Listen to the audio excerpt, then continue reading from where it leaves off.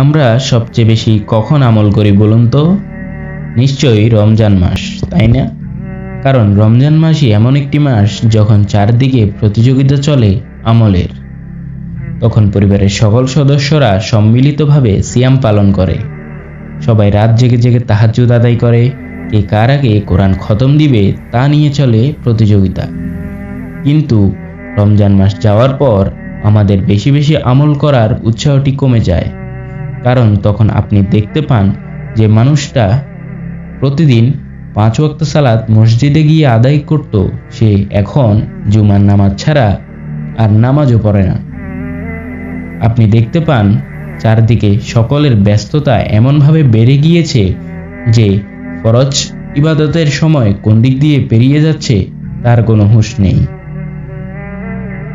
এসব মানুষ ভাবে আমরা শুধু রমজান মাস আসলেই আমল করব আর বাকি 11 মাস শুধু বিশ্রাম করব।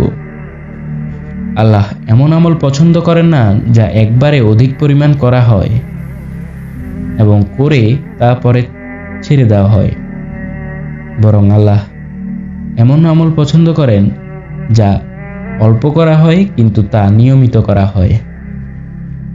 রমাদানের বাইরেও আমরা যেভাবে পরিবারের সকলকে নিয়ে আমলে আরো বেশি উদ্বুদ্ধ হতে পারি তা হলো বেশি বেশি নফল ইবাদত পালন করার চেষ্টা করা, সপ্তাহে সোম ও বৃহস্পতিবারে সিয়াম রাখার চেষ্টা করা, সপ্তাহে 3 অথবা 4 দিন পরিবারের সাথে নিয়ম করে তাহাজ্জুদ পড়া, প্রতিদিন কোরআন তিলাওয়াত করার জন্য নির্দিষ্ট একটি সময় নির্ধারণ করে নেওয়া এবং সবাই মিলে সকাল এবং সন্ধ্যার আমলগুলোতে বেশি জোর দেওয়া, জিকির আজগারের জন্য একটা আলাদা সময় বের করা।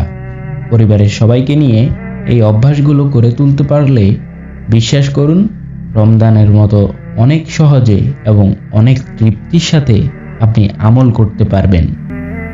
আপনার কাছে তখন মনে হবে আপনার জীবন জুড়ে তখন রমজান মাস চলছে।